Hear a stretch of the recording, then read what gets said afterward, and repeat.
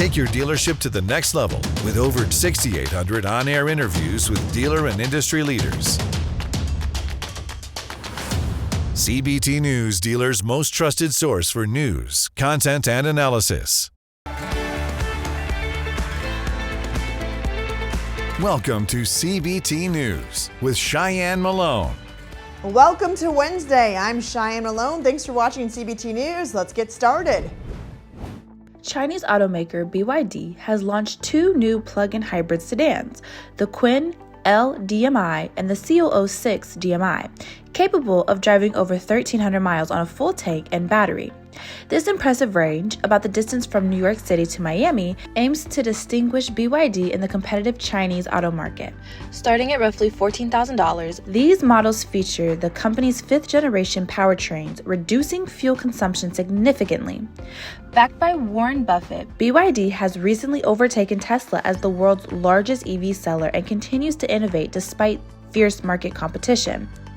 Analysts suggest the new model's extended range, efficiency, and affordability will bolster BYD's market position, challenging foreign automakers, especially Japanese brands like Nissan and Toyota, which are known for their low prices and operational cost.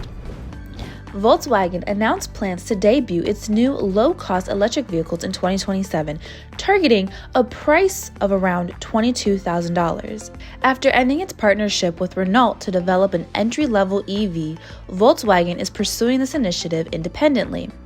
Despite this split, Renault intends to launch a low-cost successor to its Twingo E-Tech. Meanwhile, Volkswagen's new affordable EVs, previewed by the ID2All concept last March, promised to be, quote, spacious like a Golf and, quote, affordable like a Polo, with an expected starting price under $27,000.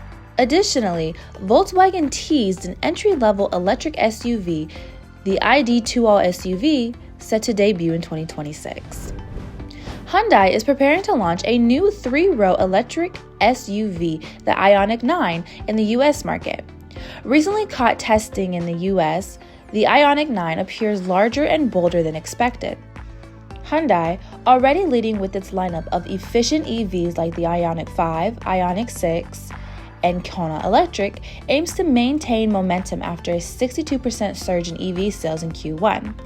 Hyundai Motor America CEO Randy Parker emphasized the company's commitment to EVs despite rivals reconsidering their strategies.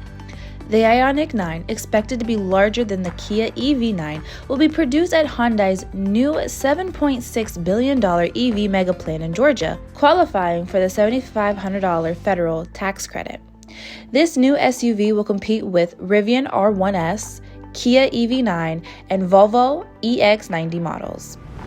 According to an exclusive Reuters report, Vinfast is contemplating further delaying its $4 billion factory in North Carolina due to ongoing challenges in gaining traction with U.S. consumers. Initially announced in 2022 with a planned 2024 completion, the factory's start date was pushed to 2025 and now may face additional delays. Despite selling fewer than 1,000 cars in North America last year, Vinfast remains committed to reviewing its construction process in Chatham County, where the factory's assembly building plans have been revised twice. However, the automaker aims to sell 100,000 cars globally this year and plans to expand into markets like Indonesia and India with new models and assembly plans. Don't go anywhere, we'll be right back with Nate Myers, used car director of Sons Automotive Group, to discuss the strategies and trends he's witnessing in the used car market. Take your dealership to the next level with over 6,800 on-air interviews with dealer and industry leaders. CBT News, dealers' most trusted source for news, content, and analysis. Are you now seeing some of the vehicles that you put out on the road on the new car side or the used car side for that matter, back 3 years ago where, you couldn't get enough cars, they were bringing all kinds of dollars. Many new cars were being sold for prices way over sticker price. Are you having to deal with those consumers today on the trade-in part? Yeah, it's definitely disrupted the trade cycle.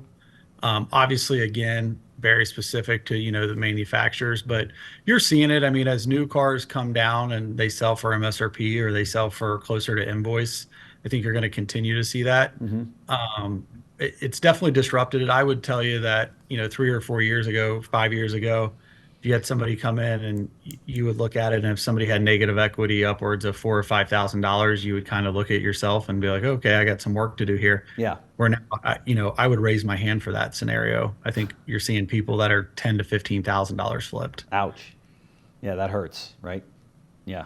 It does. Yeah. Do they take it out on you when you talk to them and you say, here's what your car's worth, and like, what? I just bought it here 3 years ago from you guys. The feedback I get from the stores, because I bounce between all of the stores in the organization, is that there's definitely some people that you catch some heat on, but I think there's a lot of people out there that understand it, right? They get it. They just get it. I mean, the easiest way to compare it would be some housing markets, 08, 09, 2010. Some people just had to stay put a little longer than they would have liked of, Sure. right? Some parts of the country came back quicker, which I think you'll see certain segments adjust themselves quicker. But you just have to explain to people why, and I think some of them understand it. What percentage of your cars that you're getting in on the used car lot came from trade-ins? We're probably, so right now I would say we're closer to about 40 to 50% on trades. Okay. And we do a good job of trying to keep everything. One trend I've noticed, and even talking to some people that do my roles at other different dealer groups, I don't know if you've heard this, but I've actually started tracking the miles on the cars that we're wholesaling, because we're wholesaling more cars than we were a year ago at certain stores overall as a group. But when you dive into it, you're wholesaling you're getting cars with a lot more miles on them than you were seeing a few years ago. Yeah. I don't know if that's some of the consumer that waited, that didn't need to buy a car, right, through all this and didn't want to pay over MSRP. I think you're seeing some of those people come into the market, and as a result of that, you're seeing higher mileage trades. Yeah. Well, that does it for us for today. But remember, it is easy to stay up to date with the most recent news and trends influencing the retail automotive industry. All you have to do is follow us. We're on TikTok, LinkedIn, Facebook, and X, formerly known as Twitter. As always, thanks for watching. I'm Cheyenne Malone. CBT News, your #1 resource for auto industry news and content.